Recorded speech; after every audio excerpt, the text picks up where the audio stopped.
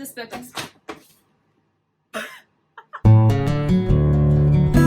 Hey everyone, it's Kay. Welcome back to my channel. So I guess we're bringing the welcome back to my channel back. Good to know. So today I am bringing you my May and June wrap up. So that's exciting. May and June were pretty good reading months. I got out of school the second week of June.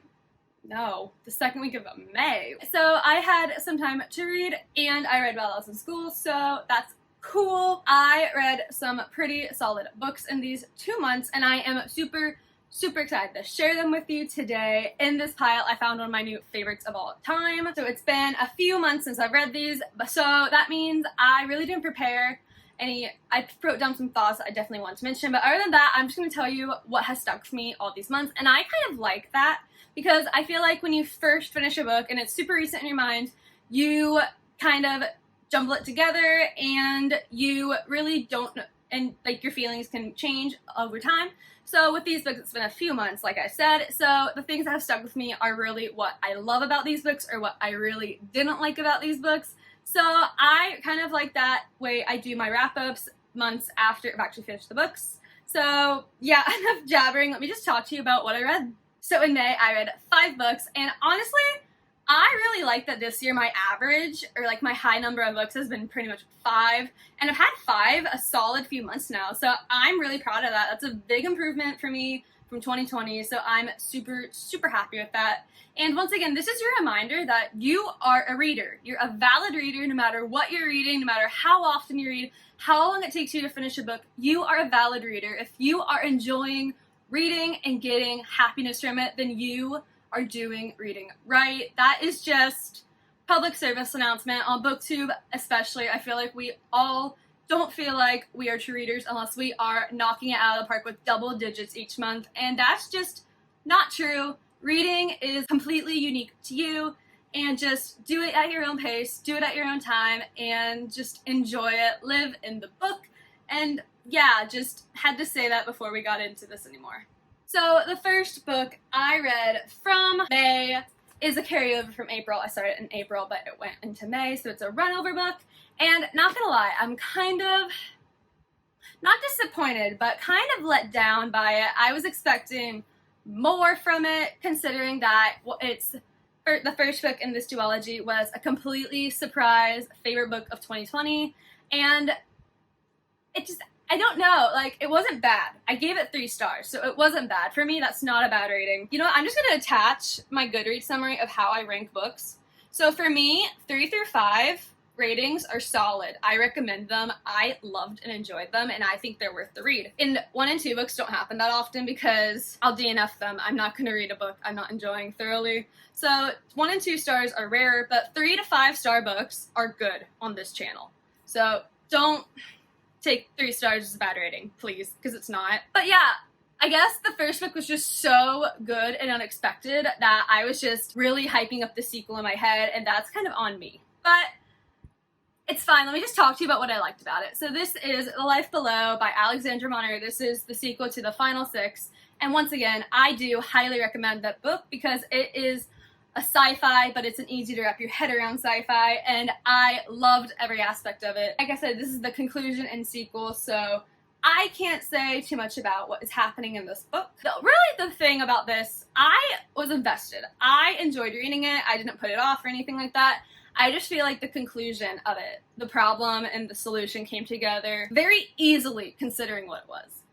And that's not always a bad thing, but I don't know, I was just expecting more of a high stakes, if that makes sense. But not even that, because like it was high stakes. I don't know, it came together kind of easy for me, but overall it's still a solid read, and I did enjoy it. And let me just tell you what the first book's about. I'm calling it contemporary sci-fi, because the first book is all about the Earth, where humans and pollution have created big climate change disasters, earthquakes, floods, fires, everything, and half of civilization on Earth has been destroyed now. So the United States is really the only place that's kind of intact still. So our one lead is an Iranian American who is obsessed with science and space. She's brilliant and amazing. And then we have our other main character, Leo, who is a prodigy swimmer in Italy, and he has lost his entire family to the flood that overtook Italy.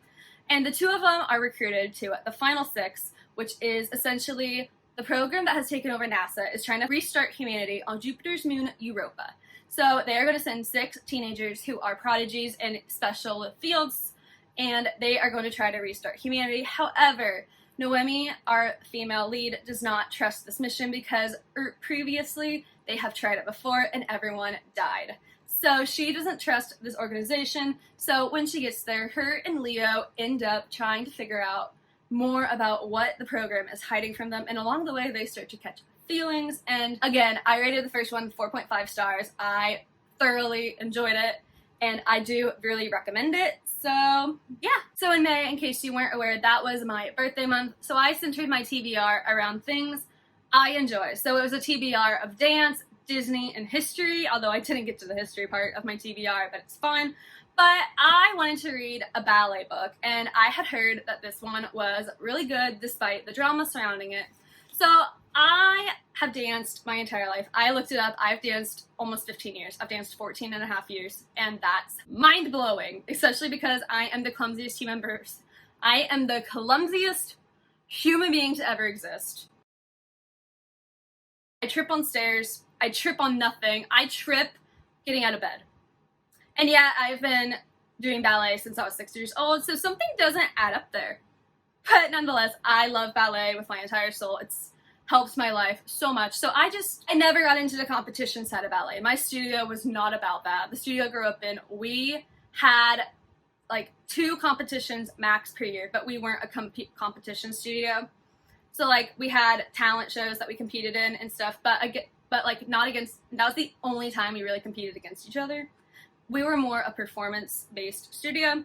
So that said, I never got into like the stereotypical ballet, high stakes competitions, bullying, training against each other kind of thing. And this book was very much centered around that. So the rating on this book was 4 stars. Highly just because of my commentary to myself throughout this book and how much fun I had annotating it. By no means is it like my favorite book ever, but I just had so much fun. I had to rate it 4 stars. And that was Tiny Pretty Things. This book, yikes. I'll be honest, I liked one character in this entire book.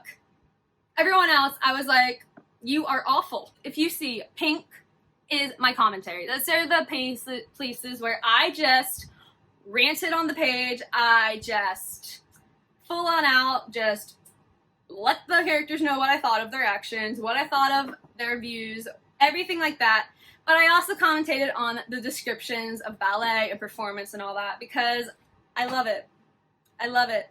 Big, big, big trigger warning for bullying. I'm sure there are way more trigger warnings, but like I said, I read this in May, and I typically do not get triggered by much in reading.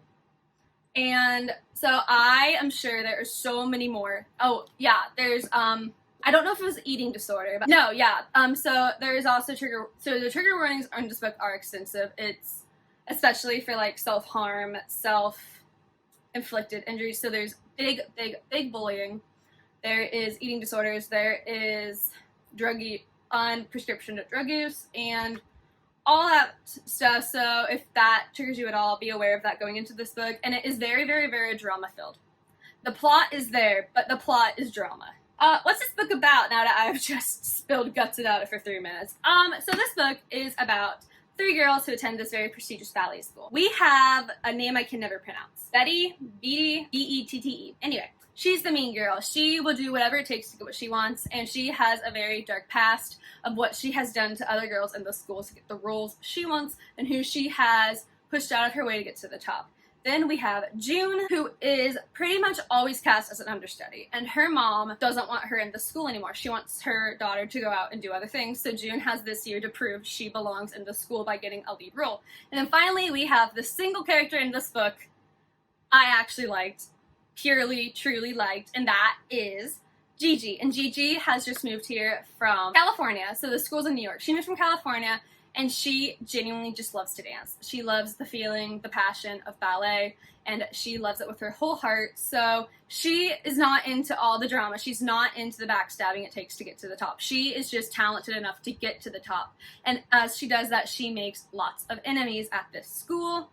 And I truly relate to Gigi in a way because Gigi in this book loves dance so much despite a chronic illness that she has that dance could very much kill her. And it's not really a spoiler, I don't think. I don't think it's a spoiler. But for me, that really resonated home because I started dance because of a disability I have. And it calmed me down, it changed my life, and it gave me an outlet that I genuinely think has shaped me into the person I am today. So reading Gigi's point of view about how losing dance, losing ballet because of her chronic illness would destroy her, I related to that a lot. So I really kept going in this book because Gigi and her storyline was what made this book special. So yeah, there is just a lot. So yeah, we're gonna just stop now because I did not mean to rant this long about this. I did not mean to go on for so long about this, so we're just gonna stop now. And for one of my biggest surprises of May of 2020, although in my freak out I didn't save this book as a big surprise, but this is the other biggest surprise of 2020. I have had this book on my shelf for years. So at the beginning of 2021, I made a reading goal to read 5 books that have been on my shelf the longest, so my longest books on my physical TBR, and this was one of them. And I didn't even plan to read this in May. I had just finished Tiny Pretty Things and I wanted something else, and I didn't have another book to start except for this one, so I picked it up. And oh my goodness, you guys, I fell in love with it. This is super early. It's not super early. It's 2014 YA, and while you can definitely tell it's 2014 by some of the tropes used, I was so happily surprised by how much I love this book. We have so many amazing tropes that don't get used that much. We have like one bed, multiverse, all this amazing things, and we have a character that you can definitely root for, and so much of an expanded storyline that I did not see coming. And it also is a series that has the most gorgeous covers to date that I have seen. I love these covers so much, and that is 1,000 Pieces of You by Claudia Gray. So this book is the Firebird trilogy, and it's amazing. I cannot ever say the main character's name. It's Margaretti. I'm gonna just put it somewhere up here. The point is, so in this book, we have interdimensional travel, and it is completely science-based. It's a sci-fi, but it isn't heavy sci-fi, and it's amazing. You get to travel to all these different dimensions and see how things play out. There is one trope in here that is purely fan fiction, and it's amazing. The creativity behind this book is so good. So in this book, we have M, who I'm just gonna call. So M is the daughter of 2 brilliant, top-in-their-field physicists, and they have cracked the code on interdimensional travel, and they have all these grad students that have practically been adopted into their family, but 2 in particular, Theo and Paul, stand out. The story starts because M's father has been murdered by Paul. So, she's gonna go after Paul and figure out and get revenge and help get vengeance and figure out why on earth he would kill her father. And she recruits Theo, who is also one of the grad students, like I said, and together they are jumping dimension to dimension trying to track down Paul. However, along the way, they begin to realize that something much bigger is at play than her, and Paul is in the center of it, and so is M. And go read it! Go read it! Go read it. I can't wait to get my hands on the next book in this series, so I'm really excited. And so the next book I read in May, I actually had a vlog on it. Not really. I was reading this during the vlog, but it's not based around this book. But I'm leaving the vlog linked anyways because it's a fun time. There's book shopping. Go check it out. But this is another ballet book, and this is one of my anticipated releases of the year that I was very much looking forward to. And that is Kisses and Croissants. Now, I went into this book...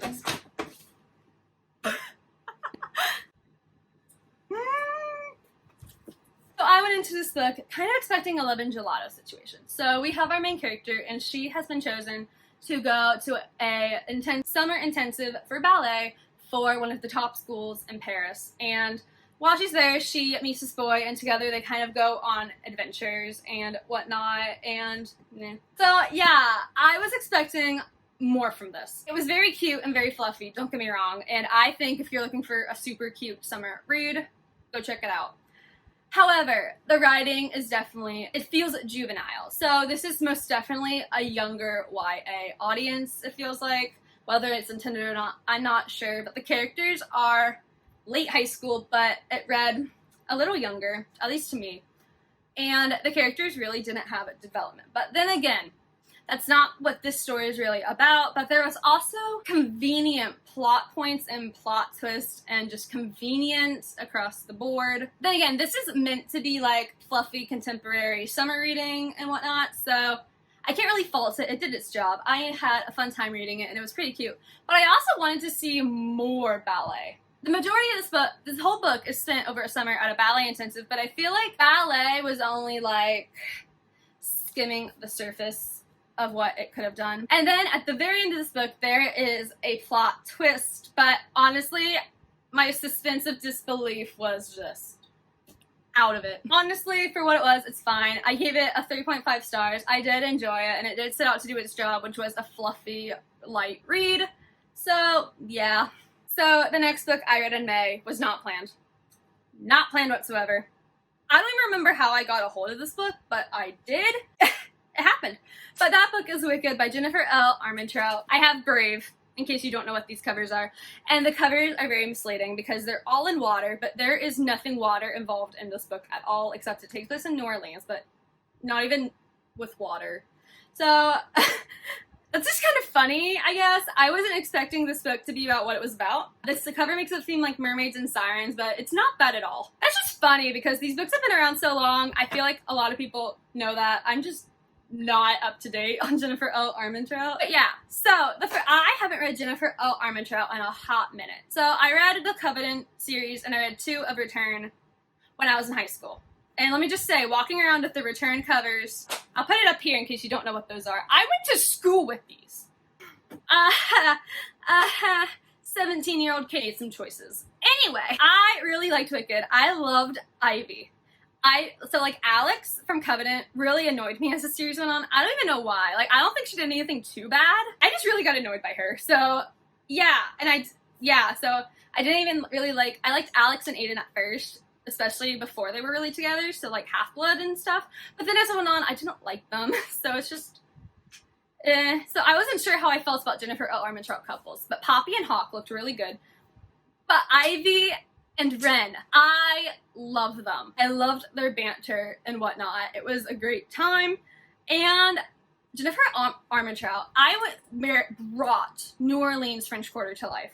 I went to New Orleans, the French Quarter in particular, last year over summer, and reading Wicked, I was right back in the French Quarter at Café du Monde, eating beignets. It was just amazing. I felt like I was in New Orleans. I felt like I was in the Garden District. I loved it. And also, Jennifer Armentrout has a writing style that's just so quick to read. I get through her books 1 to 2 days tops without fail, and I didn't think I could do it. So I really love Jennifer Armentrout. Also, this is classified as young adult. I don't know if it still is, but in the book, it's young adult. This book is more explicit than some of the adult romances I've read. Who gave this a YA rating? Someone wasn't paying attention. So this is a public service announcement for everyone like me who was not expecting Jennifer L. Armentrout to be Jennifer L. Armentrout. Jennifer L. Armentrout young adult books are on the same level as what I assume to be the majority of the Court of Thorns and Roses series. Again, I've not read it, but from what I've heard other people say about it, I think these compare pretty well to that, as on terms of that. Anyway, but yes, what's this about? No, I've just been talking in circles. Okay, so A Wicked trilogy is about Fae. I know, the covers are misleading, but it's about Fae.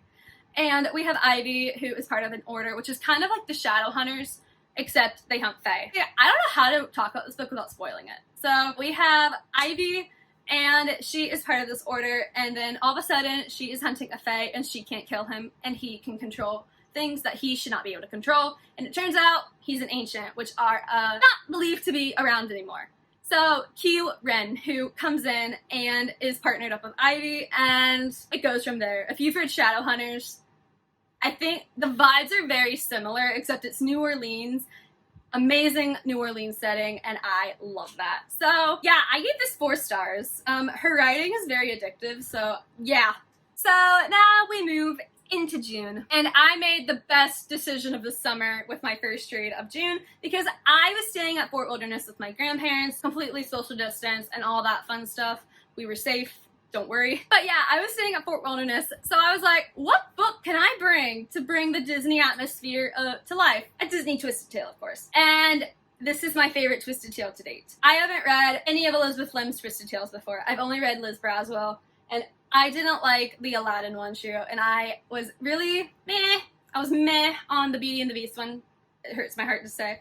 So I wasn't sure if I was going to read any more of the Twisted Tales. However, I had heard people on Bookstagram saying this was their favorite Twisted Tale because of how it went. So I was like, all right, you know what? I love Cinderella. Sure, why not? Let's read it. Elizabeth Lim, genius writer. Give this woman the awards. Her writing is beautiful. And I feel like everyone who has ever read her books says the same thing. Elizabeth Lim just has a writing style that draws you in and just strings you along.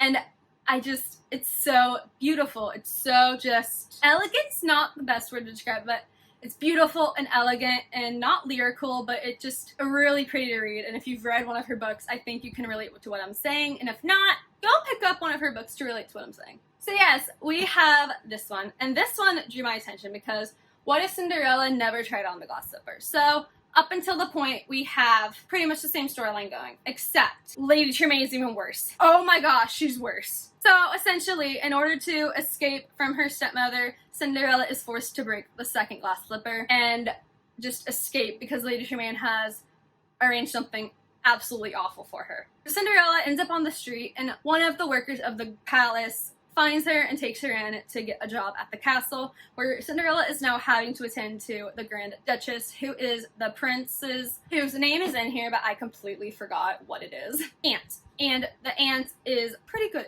But in this book, a villain rises that we already know from the Disney movie, Cinderella, and not gonna lie, I wasn't expecting it. I probably should have, but I wasn't expecting it. It was very cleverly done. So yeah, if you have an urge to try the Twisted Tales, or if you've tried the Twisted Tales once and couldn't get into them, I suggest coming to So This Is Love and just giving it a try again, or giving it a try. I loved it. It did Cinderella so right, and I think anyone who loved her as a child or continues to love her today will be very happy with this book. And the last book I am here to talk to.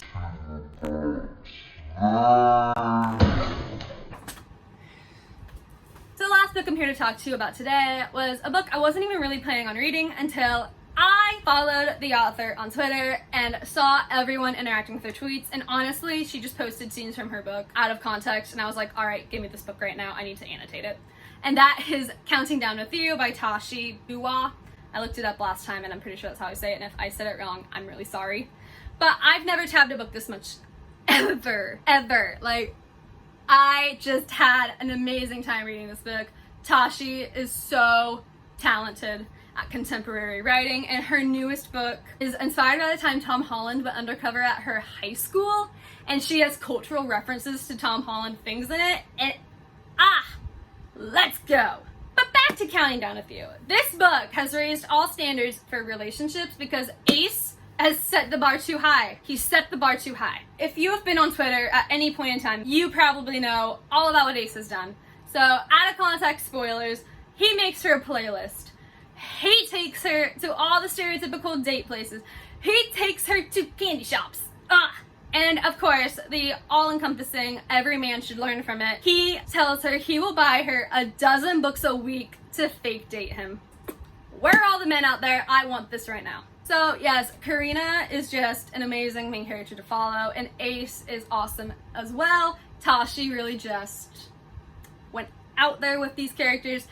And as I was reading this, I really was able to learn about what cultural expectations are for women from South Asian cultures and what pressure and the desperation that can put on them. And I also learned about Bangladeshi culture through this book, and I am very happy to have read it and learned what I have, as well as reading this amazing, lighthearted, hopeful book that has given so many people inspiration and has made so many people feel seen, and I am so happy for them that this book exists. So if you have thought about picking up this book or it has looked interesting to you, go read it. You will learn a lot and you will have so much fun doing it. And that is my May and June wrap up. Even the 3-star ones, I'm very glad to have read them because they are not as well-known authors or debuts, and I'm glad to have gotten the word about them out there. I had so much fun reading these books, and let me know in the comments what your favorite recent read was, or if you have read any of these books, please let me know your thoughts on them, which one was your favorite, anything like that. I'd love to hear it. And if you liked this video, please like, comment, and subscribe to join the little bookish community here. I'd love to have you. We have fun. And if you want to find me outside, my social medias are linked below. Until next time, I'm Kay. Bye!